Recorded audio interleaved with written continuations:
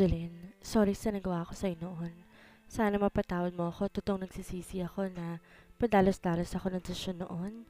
Pasensya ka na, talagang nagulat lamang ako noon, kaya ako nagawa ang bagay na yun sa'yo.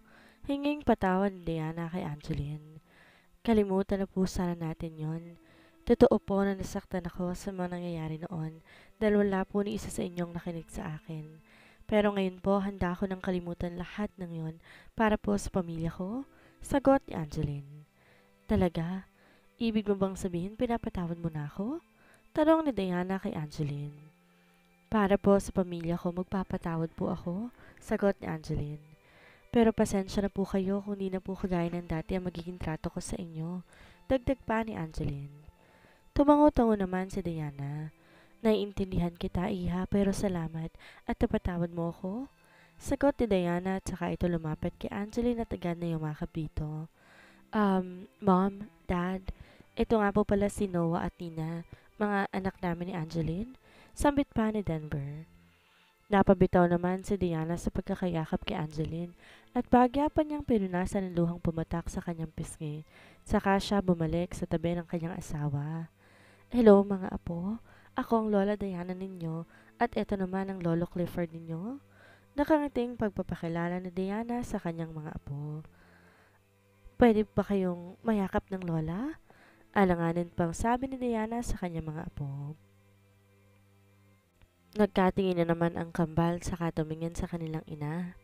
Nang tumango si Angeline sa kanila, saka sila lumapit sa kanilang lolo at lola para yumakap dito. Agad namang sinalubong ni Diana ng yakap ang kambal at di na naman niya mapigilang maluha dahil sa wakas. Nayakap na niya ang mga apong matagal niya nang hinihiling noon pa kina Denver at Angeline. Oh my God, may mga apo na talaga ako. Umiiyak na sambit ni Diana habang yakap ang isa sa kambal. Kayo po pala ang parents ni Daddy. Hello po, Lolo at Lola. Sabi ni Nina matapos siyang bitawan ni Diana. Yes, baby, kami nga. Nakangiti na sagot ni Diana kay Nina.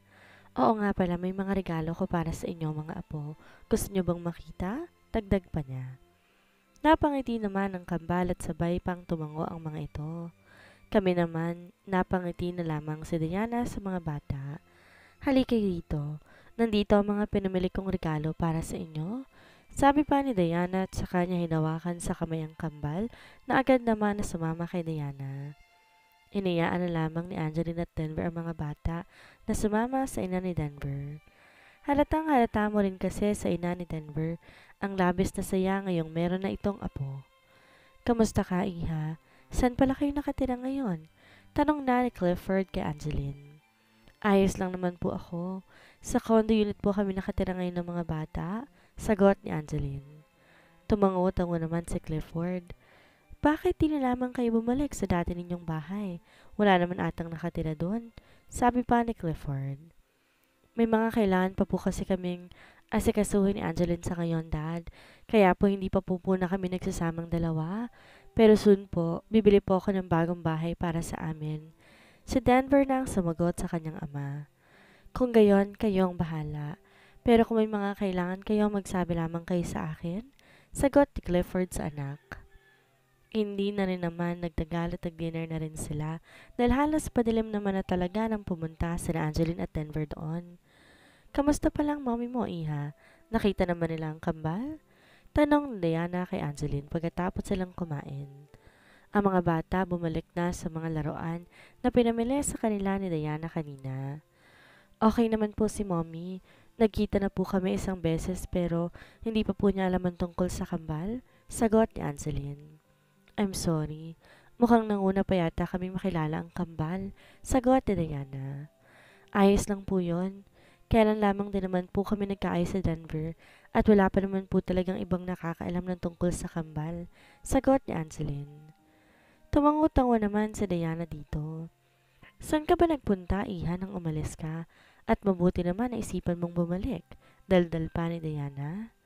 Mom, inanap ko po si Angeline at matagal ko na po talaga siyang hinahanap. Hindi ko po siya matagputagpuan dahil may humaharang po sa mga tao ko. Si Denver na ang sumagot sa kanyang ina. Humaharang? What do you mean?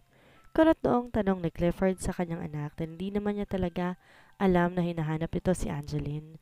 Pero di niya din alam ang tungkol sa meron palang humaharang para mahanap nito si Angeline. Yes, Dad. May mga humaharang sa mga tao ko noon. Binabayaran nila mga to para hindi hanapin si Angeline.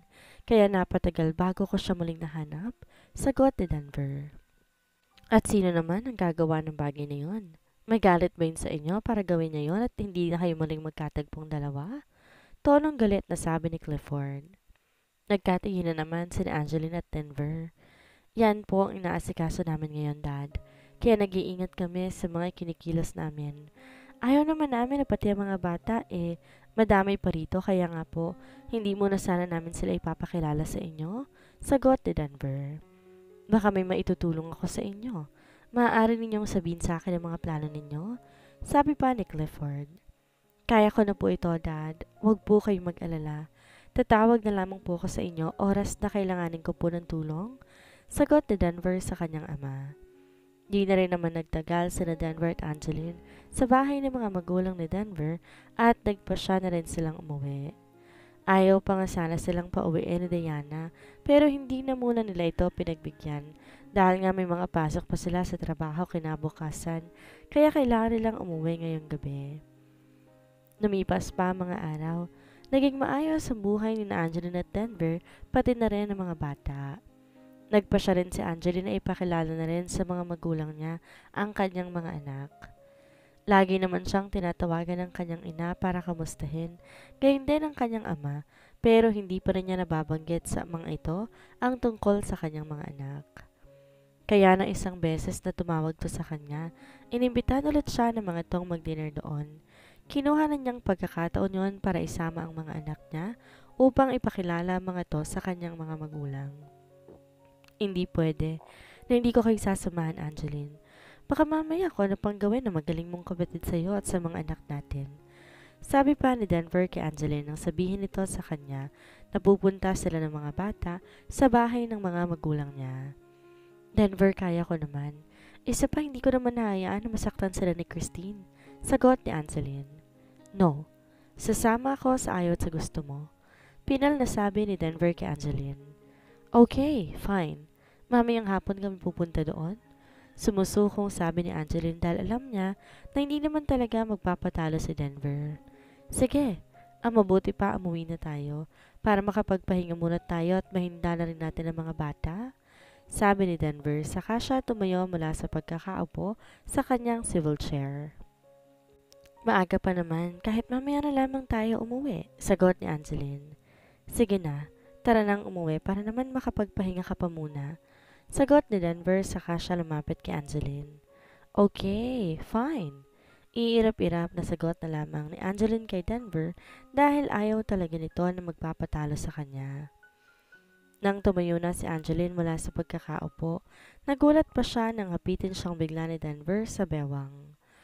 Pwede naman na doon muna tayo sa unit ko para makapag-relax tayong dalawa, bulong ni Denver sa punong tenga ni Angeline.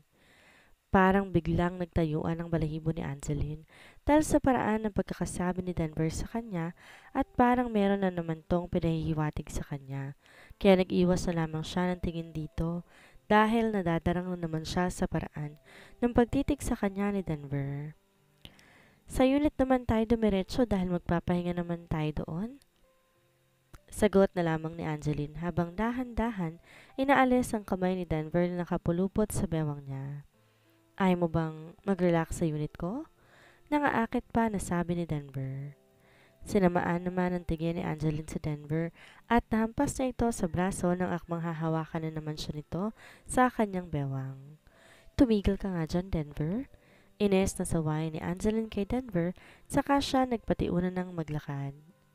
Kakamot-kamot naman ng kanyang ulo si Denver habang sinusundan ng tingin ni Angeline na palabas na ng kanyang opisina. Pagkarating nila Denver at Angeline sa unit ng mga ito, ay agad na silang nakita ang kambal na abala sa pagkukulay ng mga coloring books na binili nila. Tinuturuan na rin kasi ng pautay-utay ni Sofia ang kambal kung paano magkulay at minsan tinuturuan na rin niya ang mga ito na magsulat ng kanilang pangalan. Mommy, Daddy? Sigaw ni Nina na makita niyang dumating na sina Angeline at Denver. Nagunahan pa ang kambal sa pagtakbo kila Angeline at Denver. Agad namang sinalubong ng yakap ni Angeline ang mga bata. Pinupog pa nila ng halik ang mga ito kaya naman tawa ng tawa ang kambal sa nakikita nila.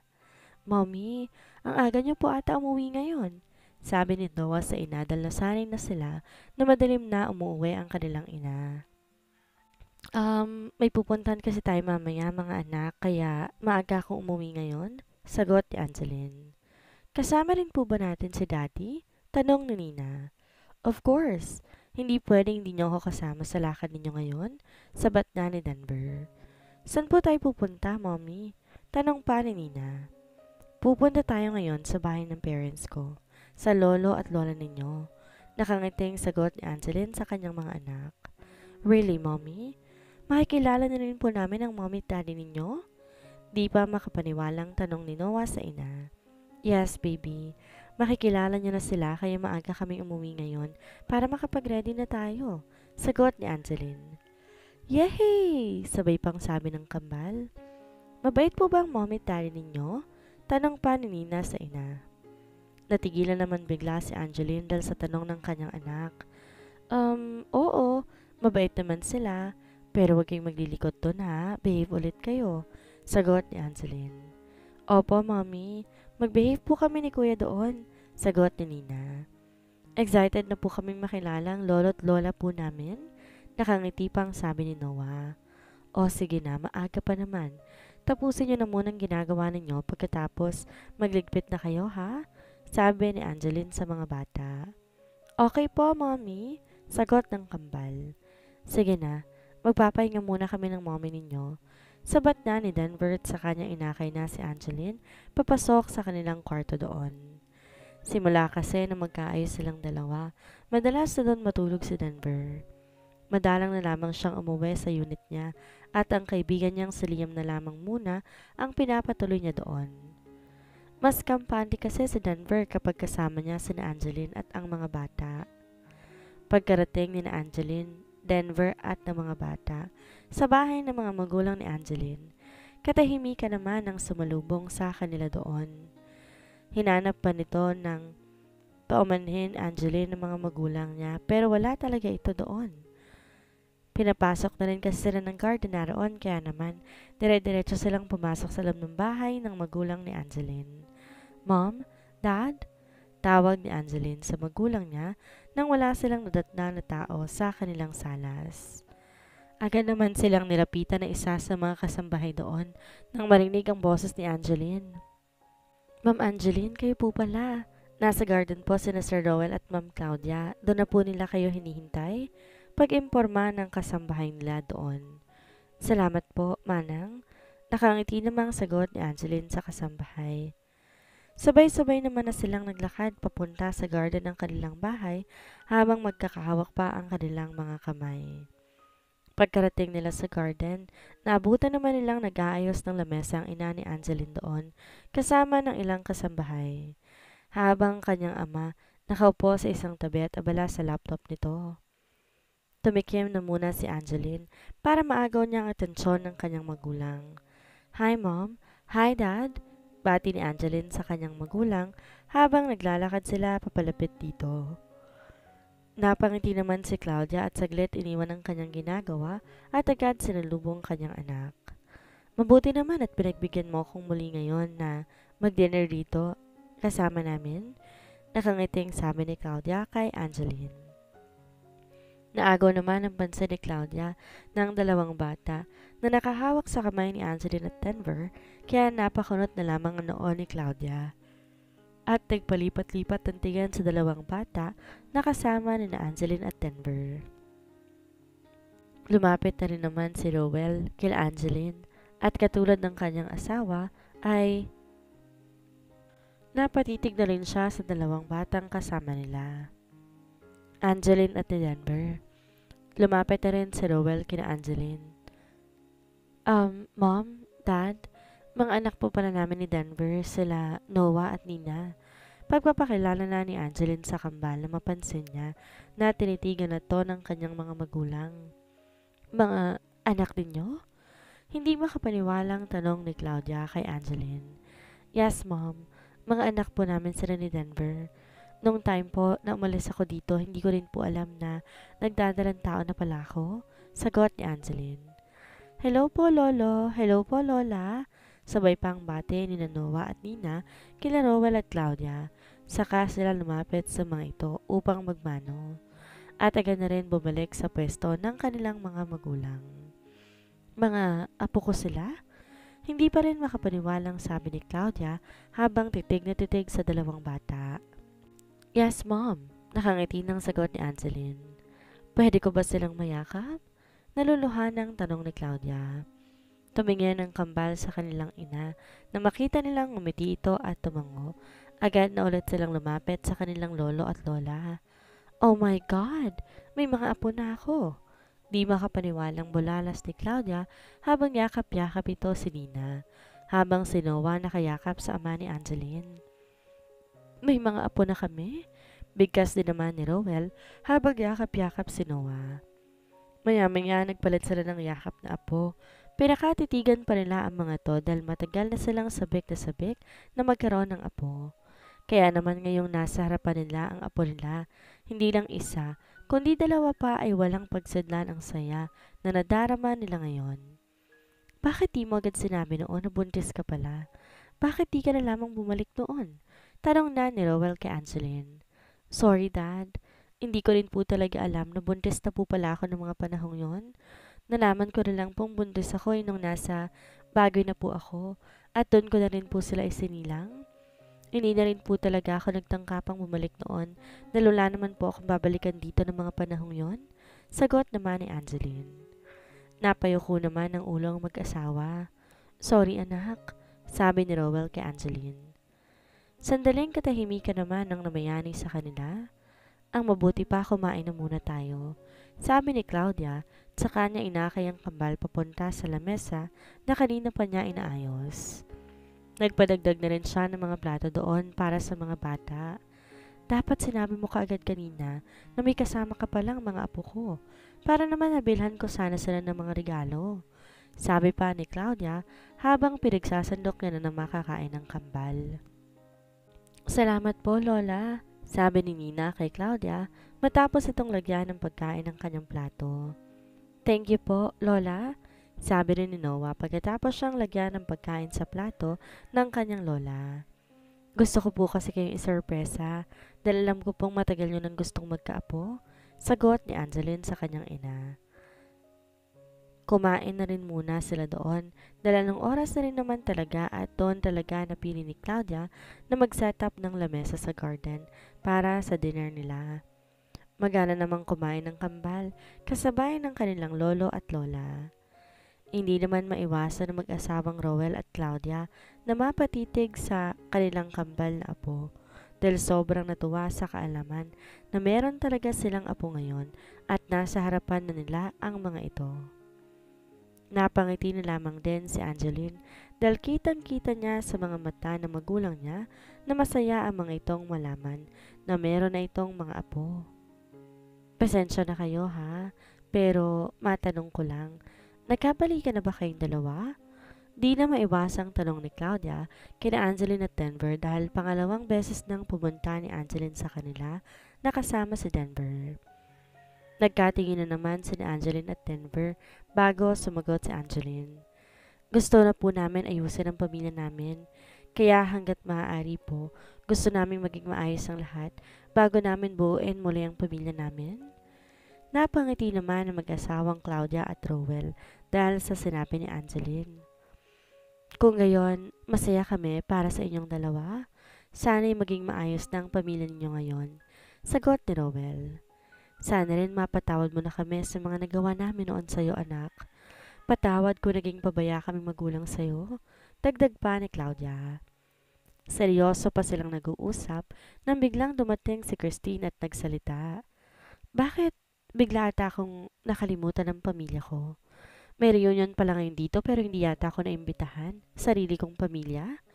Mataray pa nasabi ni Christine habang nakataas ang kilay nito at nakahalokip-kip pa. Agad namang naagaw ang atensyon ni Angeline at ng mga magulang niya na magsalita si Christine. Kaya naman napalingon sila dito. Christine, anak? Sabi ni Claudia kay Christine. At sino naman ang mga batang yan? Kunotoong tanong ni Christine nang mahagip ng tingin niya ang dalawang bata na katabi ng kanyang mga magulang. Mga anak ko sila, Christine. Si Angelina ang sumagot sa tanong ng kanyang kapatid. Wow! So nakapag-asawa ka na pala talaga nang umalis ka dito?